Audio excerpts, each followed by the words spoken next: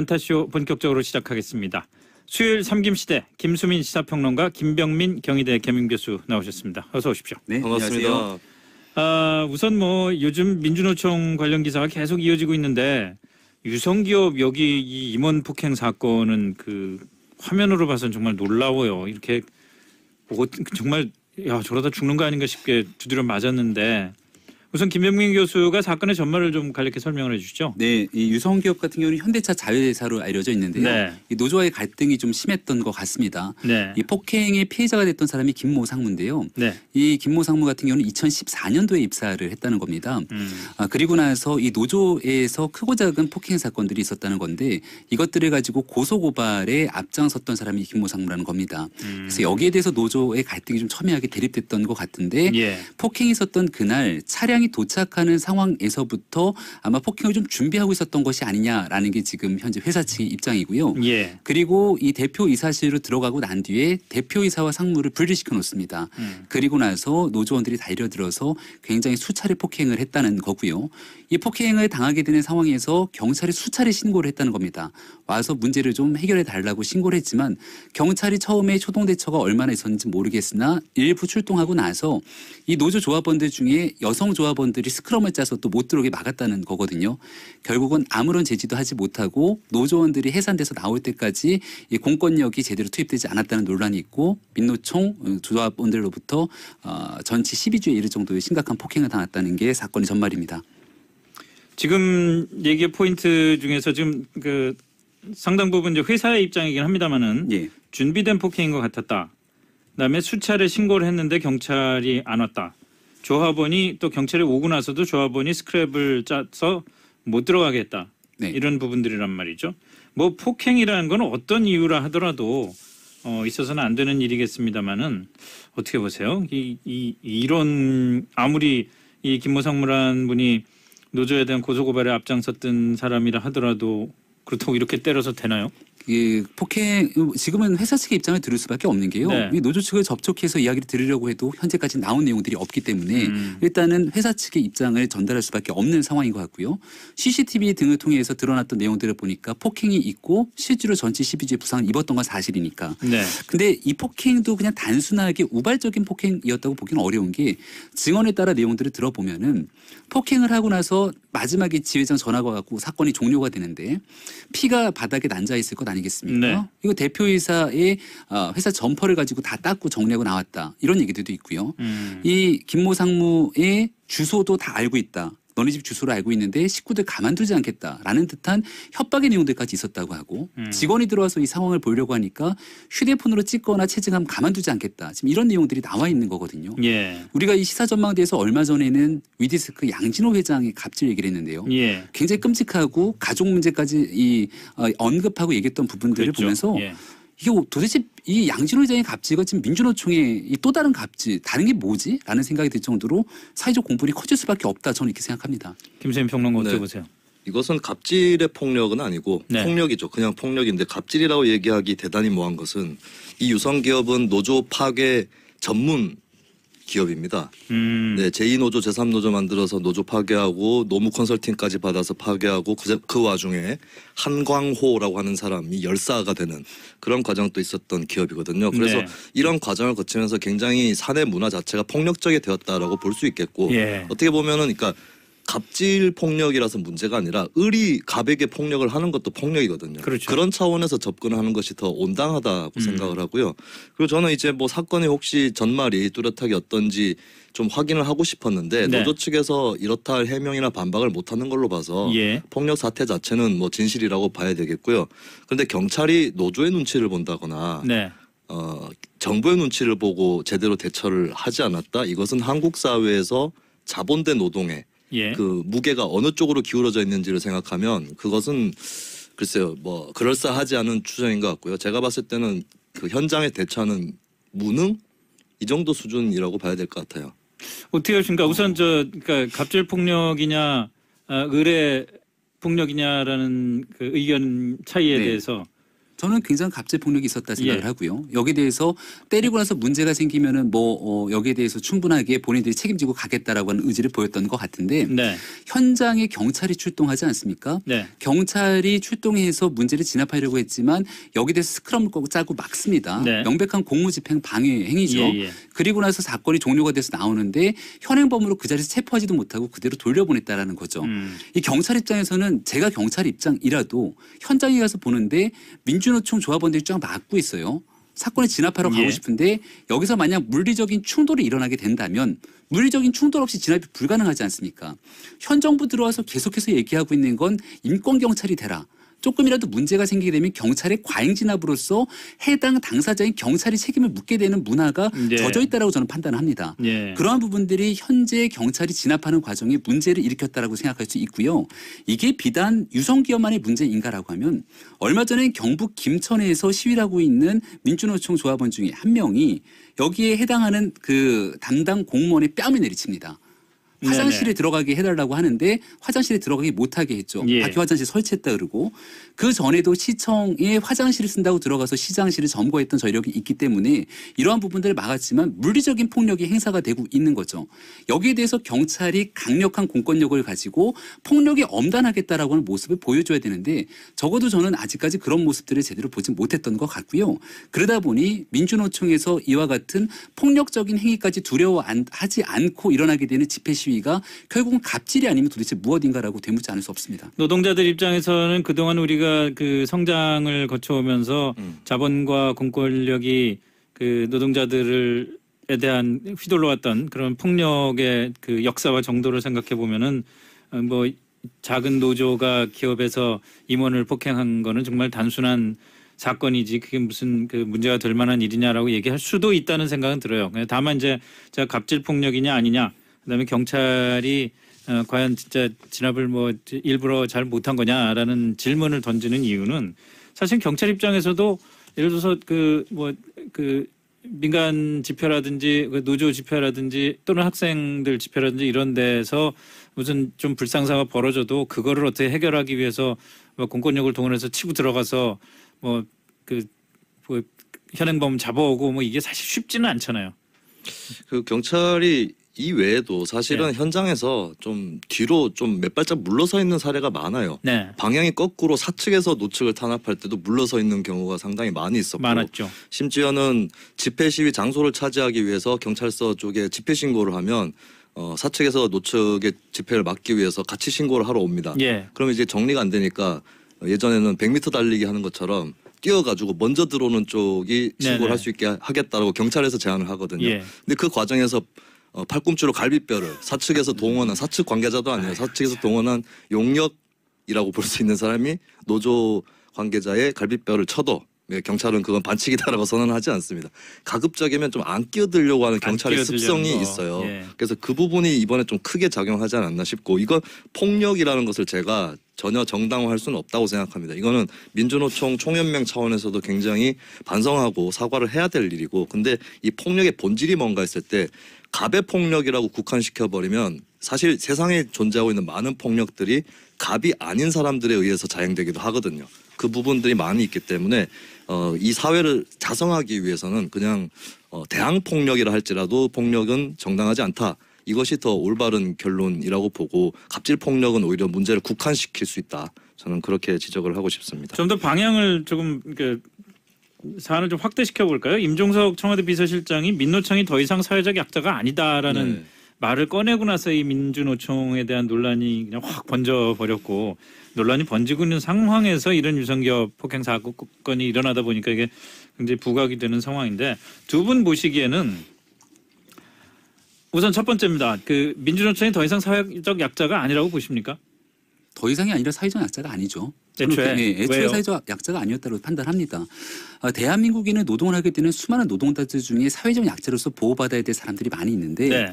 이들의 주장을 통해서 기존의 기득권을 지키기 위한 주장이라면 그것을 사회적 약자로 규정할 수 있는 것인가에 대한 고민을 할 수밖에 없는 것이고요. 네. 일단 가장 대표적인 케이스로 최근 있게 되는 이제 정기국회가 끝나게 되면 국정조사가 시작이 되겠죠. 네. 한 서울교통공사에 대한 채용 세습 문제를 가지고 이것을 분명하게 따져 묻겠다라고 얘기를 하는 건데 지난번 국정감사에서 나왔던 내용들만 종합해 보면은 민주노총 조합원으로 있는 사람들끼리 그들만의 일자리를 지키기 위한 모습으로 점쳐졌다는 게 현재까지 의혹 아니겠습니까? 네. 정말로 어려운 사람들이 함께 노동의 연대를 통해서 그들의 권리를 주장하고자 함이었다라면은 얼마든지 우리 사회에서 그들의 목소리를 듣겠다라는 생각이 들 텐데 현재까지는 민주노총이 보여줬던 우리 사회의 모습들이 진짜 사회적 약자를 지키고자 함인지 예. 그들이 갖고 있었던 기득권을 지키고자 함인지에 대한 모호성 때문에 완전한 사회적 약자라고 구분하기 사회적 약자가 아니다라고 규정짓기는 어려운 상황이라고 저는 생각합니다. 김수영 네. 평론가님. 민주노총에 가입된 조합원들이 면면이 다양하기 때문에 네. 일괄적으로 얘기하기는 좀 어려우나 예. 사실 다수가 대기업 정규직 남성 노동자인 그렇죠. 건 사실이거든요. 네. 그렇다고 보면은 사회적 약자가 아니라고 보는 관점에 설득력이 실리는 것이죠. 하지만 저는 그 얘기를 영세상인이나 실업자나 비정규직 노동자가 한다면 받아들일 수 있지만 임종석 실장이 할 얘기는 아니지 않나, 자유한국당이 할 얘기는 아니지 않나라고 생각을 합니다. 왜냐하면 대기업 정규직만을 대변하는 그런 성향이 짙어짐으로써 비정규직이 피해를 입고 중소기업이 피해를 입은 건 사실입니다. 네. 그런 측면에서 저는 아까 얘기했던 갑질이라는 것이 민주노총의 대기업 정규직 중심주의가 갑질이라는 그런 생각을 해요. 하지만 그것을 비판하는 사람들이 정작 자신은 대기업 자본, 노동자도 아닌 대기업 자본만을 대변하는 그런 세력이라면 사회적 약자 아니다라고 얘기하는 것이 썩 좋게 들릴 수는 없는 것이겠고요. 그래서 이제 진짜 문제라면 민주노총이 이제 스스로 네. 노동자 전반을 대변하기 위한 노력을 해야 되는 건데 예. 서울교통공사는 좀 따져봐야 될 부분이 있습니다만 민간 업체에서 고용 세습 조항들이 있었어요. 예예. 예, 협약에 예. 그런 부분들은 뭐 명백한 문제인 것이고 평소에도 계속 하는 얘기가 자본으로부터 따낸다라고 얘기를 하지만 네. 그것이 대기업 정규직 노동자가 일정 부분 해야 될 양보나 희생 이런 것들을 생략하고 문제의 책임을 오로지 사측에게만 전가하는 그런 성격이 있었던 건 사실입니다. 그래서 민주노총이 지금보다 훨씬 더 비정규직이나 중소기업을 대변해야 되는 것이고요. 네. 근데 다만 한 가지 덧붙이고 싶은 것은 비정규직의 권익을 위해서 열심히 활동하는 사람들 역시도 민주노총 조합원 중에 있다는 것입니다. 예, 그 양면성이 뭐 그렇겠죠. 네. 뭐 모두가 뭐 그 비정규직 조합원을 완전히 무시하는 건 아닐 테니까. 근데 사실 그 그러니까 이제 좀 구체적인 사례로 들어가서 광주형 일자리 사업 그 문제를 좀 한마디 얘기를 하고 넘어갔으면 좋겠는데 광주형 일자리 사업 그 정확하게 이해를 못하시는 분들을 위해서 설명을 해드리자면은 그 대기업 임금보다 한 절반 정도에 달하는 임금을 지급을 하면서 일자리를 창출을 하고 그 대신 그 공장을 지어서 많은 사람들이 고용돼서 일할 수 있게 하자. 이게 일종의 광주형 일자리의 아이디어인데 이거를 그 민주노총이 사실상 가로막고 있다 이런 얘기들이 나오고 있는 거 아닙니까? 왜냐하면은 임금을 절반으로 깎는 것에 대한 그 위기감이랄까 이런 게 작용하고 있다는 건데 네. 광주형 일자리에 대한 민주노총의 입장에 대해서는 어떻게 보세요? 언젠가는 이 문제가 한번 불거지고 빵 터지는 날이 저는 오지 않을까라는 생각이 드는데요. 네. 결국 이 자동차 산업 얘기 잠깐 드리지 않을 수가 없는 건데 과거와 다르게 지금 대한민국 자동차 산업이 무너지는 속도가 저는 굉장히 빠르다라고 생각합니다. 그렇다고 그러더라고요. 예, 근데 이 자동차 산업이 다른 산업보다 중요한 이유 중에 하나는 협력업체를 통해서 대한민국 경제에 미치는 영향이 적지가 않고 고용 파급 효과가 굉장히 예, 크죠. 조금 전에 얘기했던 기업 같은 경우도 이 현대자동차를 비롯해 갖고선 있게 되는 하청업체, 협력업체라고 볼 수가 있는 네. 건데 여기에 대해서 현대차의 경쟁력이 떨어지고 이렇게 높은 임금을 통해서 생산성이 저하되고 국제적인 경쟁력이 떨어지는 상태에서 자동차 산업 자체가 아예 위기에 처하게 되면은 협력업체를 비롯한 여기서 민노총의 노동자들 네. 그동안 고액연봉을 받아가면서 좋은 여건에 있었던 사람들까지도 모든 일자리를 한 번에 잃어버릴 수 있는 거거든요. 네. 그러니까 이것은 반드시 단순하게 새로운 사람들이 신규 일자리를 창출시키는 것뿐만이 아니라 대한민국 경제 산업에 대한 경쟁력 확보 차원에서도 굉장히 중요한 내용으로 볼 수 있습니다. 그러니까 일정 부분을 양보하면서 같이 살 수 있는 이 공존의 생태계를 마련해야 되는데 여기에 대한 생각들 여기에 대한 공감 대응성을 저는 사실 보지를 못했거든요. 예. 그리고 민주노총 얘기를 아까 우리 김수민 평론가 얘기 잘해 주셨지만 선량하게 정말로 노동자의 가치를 주장하고 있는 조합원들과는 달리 그동안의 민주노총 지도부가 보여줬던 이 불법적인 파업 등의 행태라든지 폭력적인 성향 등에 대해서는 많은 국민들이 여기에 대해서 등을 돌리게 되는 것도 사실이거든요. 네. 이와 같은 형태로 언제까지 민주노총의 주장이 과연 대한민국 노동자들을 대표할 수 있을지라는 생각이 들고 현재 문재인 정부는 사실 그 역대 어느 정부 정부보다 노동자의 편에서 이와 같은 것들을 해결하려고 노력하는 정부 아니겠습니까? 네. 여기서 만약 이 문제를 제대로 협력해 갖고서는 한 걸음 진전시키지 못한다라면 정권이 바뀌게 되고 보수 정부가 들어오게 됐을 때는 결국은 양극단에서 더 극단적인 상태로 치닫지는 않을까라고 하는 우려가 커지는 대목이라고 봅니다. 김세민 평론가. 이 광주형 일자리에 대해서 노조 측에서 난색을 표명하거나 반대하는 이유가 임금 자체가 낮아지는 거는 감수를 할 수 있더라도 이게 원청보다 낮아지는 수준인데 이게 3천만 원까지 연봉이 낮아지는 네. 협상 과정에서 얘기가 나오는 게 그렇죠. 그거거든요. 예. 그러면 이 원청 원래 다른 산업 그 자동차 기업 쪽 원청의 40%도 안 될 겁니다. 그리고 네. 심지어는 1차 하청보다도 더 낮은 금액이고 뿐만 아니라 임금 동결에다가 노조 활동을 제약하는 그런 조항들이 있어서 문제가 되는 건데 저는 좀 궁극적으로 문제를 지적하고 싶은 게 이 광주형 일자리가 지금 장밋빛 청사진처럼 얘기가 되고 있지만 이 내용을 살펴보니까 현대차가 지분 투자하는 비율은 19%로 설계돼 있어요. 예. 나머지가 광주시하고 정부, 시민펀드 그리고 KDB 산업은행 네. 대출이라든가 그리고 KDB 산업은행 지분이라든가 몫이 굉장히 커질 수 있습니다. 예. 그래서 전국 비정규직 연대회의 노조의 오민규 정책위원 같은 경우는 이건 광주형 일자리는 이게 KDB 일자리다라고 여기까지 얘기를 하거든요. 네. 그리고 정부에서 분명히 투자를 하기로 했는데 이번 예산안에 정부 예산안에 광주형 일자리 관련 항목이 없다고 합니다.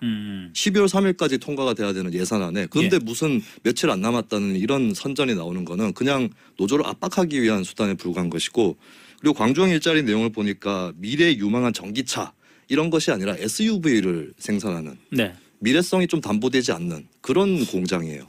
그래서 이걸 밑바탕부터 검토를 해야 될 거 아닌가. 그리고 노조에 부족함이 있다면 임금 수준 정도가 아니라 이 산업 자체에 대해서 이 설계 자체에 대해서 비판을 하고 검토하는 것이 더 중요한 거 아닌가. 예, 그렇게 봅니다. 알겠습니다. 이 문제 뭐 계속 논란이 지속될 것 같고 앞으로도 좀 얘기를 더 나눠봐야 될 사안인 것 같습니다. 자, 다음 이슈로 넘어가죠. 앞서 곽지연 리포터가 시민들 의견도 들어봤습니다마는 래퍼 마이크로닷, 래퍼 도끼, 가수 비, 배우 차혜린 씨까지 그냥 연예인 부모가 돈을 빌리고 갚지 않았다 이런 류의 주장 이것들이 잇따르고 있어요.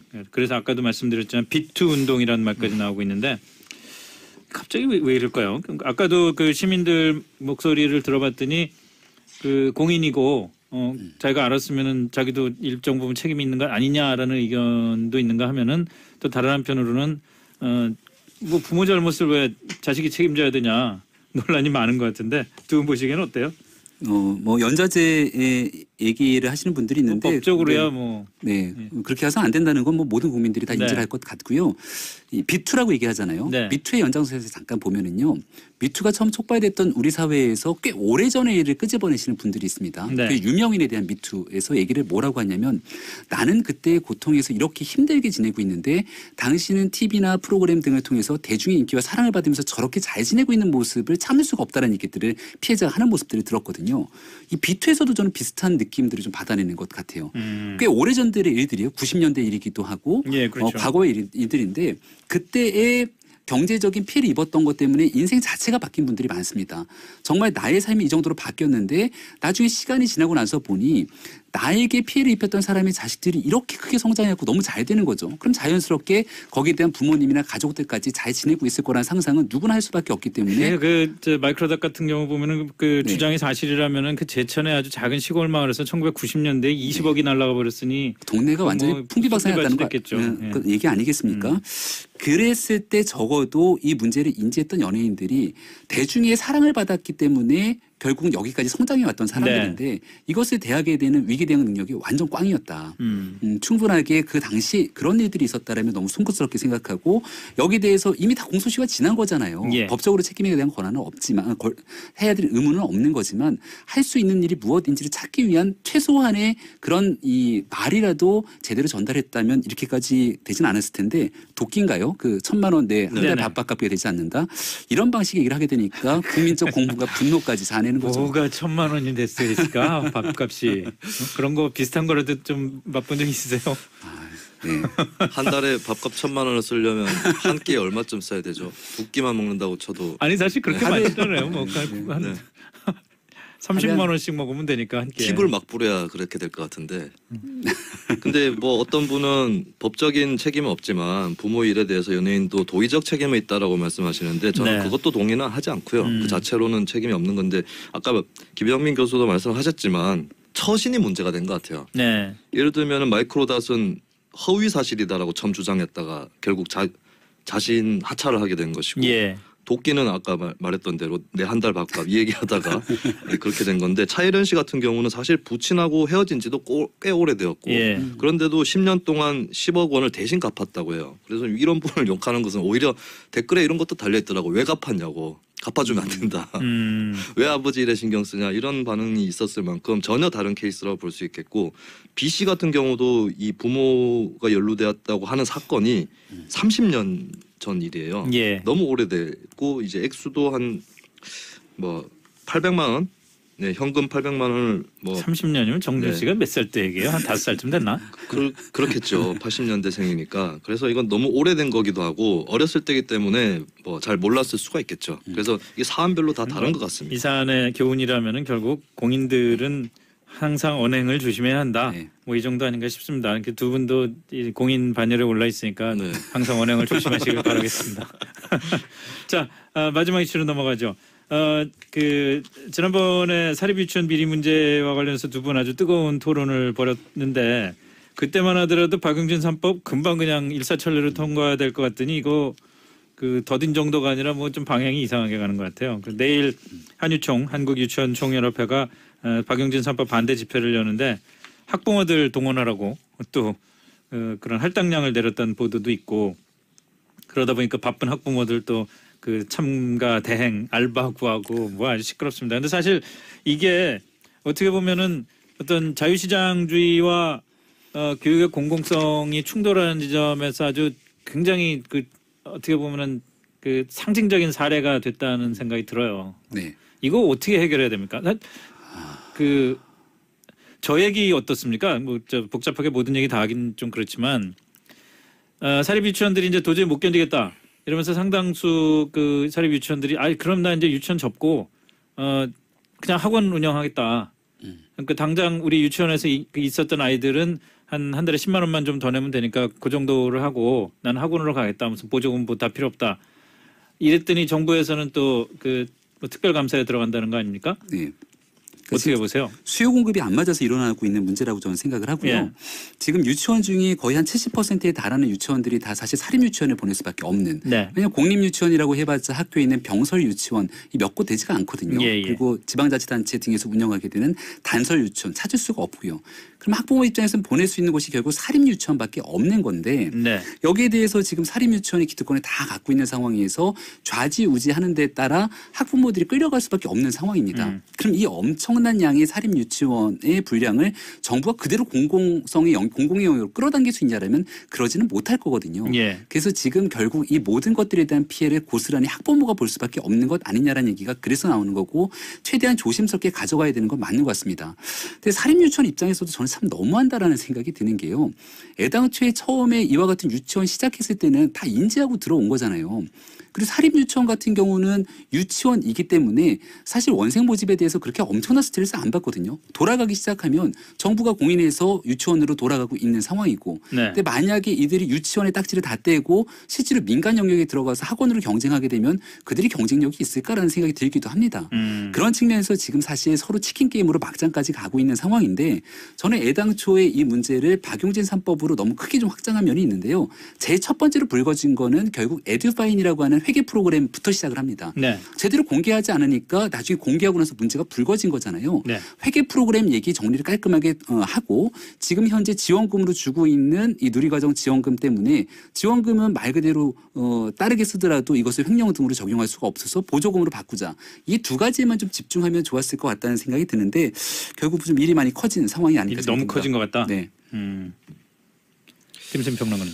네, 그 유치원의 투명성 강화 이거는 조건 없이 추진을 해야 될 일인 것이고 사립 유치원 쪽에서도 뭔가 요구할 생각이 있다면 그걸 받으면서 요구를 하는 것이 맞다고 생각합니다. 투명성을 강화하고 그 다음에 요구를 해라. 예, 투명성 강화의 뭐 기초적인 투명성 강화도 있겠거니와 공공성 자체를 강화하는 그런 방안도 있는데 만약에 공공성을 강화한다면 저는 사립유치원에 대한 정부의 지원은 앞으로 지금보다 많이 늘어나야 된다고 생각합니다. 더 늘어나야 된다. 예, 왜냐하면 지금 한 반 정도 쉽게 얘기해서 반 정도 지원을 하고 있기 때문에 굉장히 성격이 애매해진 것이거든요. 예. 확실하게 정리를 해서 사립으로 출발은 했지만 정부의 지원을 대폭 늘리고 대신에 지켜야 될 의무와 요건도 늘리고 예. 이런 방법으로 하면 지금 이제 사립유치원에서 요구하고 있는 시설 사용료 지원이라든가 이런 것도 검토해 볼 수 있다고 봐요. 어차피 지원이 더 늘어나야 한다면 예. 대신에 사립유치원 쪽도 투명 회계는 물론이고 원장이 챙겨가는 몫에 대해서 정부나 공공에서 통제할 수 있도록 그걸 받아야 된다. 그렇게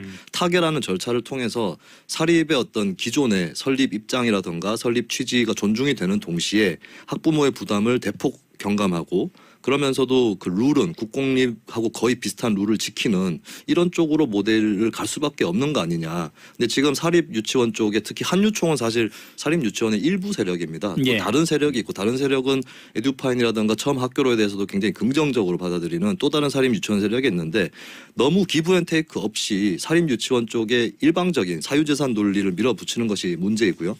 그리고 저는 이게 사립유치원이 사유재산이냐 아니냐가 중요한 건 아니라고 봅니다. 더 문제는 사유재산이면 그럼 마음대로 해도 되느냐.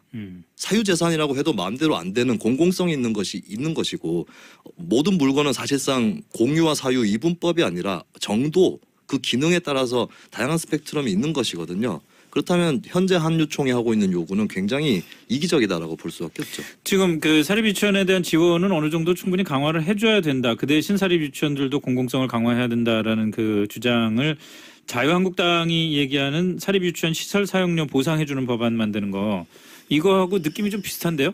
근데 자유한국당이 유치원 3법이라든가 네. 그 이상의 공공성 강화 같이 추진을 한다면 예. 그거는 저는 검토할 수 있다고 봅니다. 그건 같이 추진하겠다라고 하는. 같이 추진하겠다라고 네. 얘기는 네. 했죠. 네. 근데 한유총 쪽 입장은 이제 뭐 3법이라든가 공공성 강화 이런 부분에 대해서 또 난색을 표하고 있고 예. 또 정부에서 국공립 확장하는 거에 대해서도 반대하는 여론 이런 거기 때문에 좀 이 균형이 맞지 않다라고 하는 것이죠. 그러니까 결국은 예. 임대료에 대해서 사유재산 인정하자라고 하는 일말의 주장을 좀 받겠다라고 하는 거거든요. 네. 그러니까 우리가 윤창호법도 지금 막 국회에서 논의되다가 5년이었던 게 3년으로 줄었다 그래서 네. 여기에 대해서 국민적 분노가 막 커지면서 어떻게 이럴 수가 있냐고 얘기를 하지만 법사위에서 실제로 심사를 하는 과정들을 거치게 된다라면은 다른 법과의 형평성을 맞추면서 조정하게 되는 역할들이 결국 국회에 있는 이 대의민주적 의사결정에서 이런 부분들이 진행되는 것 같고요. 그렇죠. 유치원 얘기는 학부모들 입장에선 바라봤을 때 그동안 이렇게 우리가 냈던 원비 정부의 2조에 달하는 지원금 받아다가 되도 않게 썼던 거에 분노가 그게 달하죠. 그래놓고서는 건물 가지고 있는데 임대료까지 달라고 라고 얘기는 할 수 있겠으나 이 부분에 대해서는 조정이 반드시 필요한 내용들이 생기게 될 수밖에 없는 거거든요. 그래서 박용진 의원 같은 경우도 무조건 박용진 3법만이 정의다 진실이다라고 얘기를 좀 안 했으면 좋겠고요. 충분하게 사립유치원에 대해서 박용진 의원이 했던 행동에 대해서 용기로운 행동에 많은 사람들이 박수를 보낼 겁니다.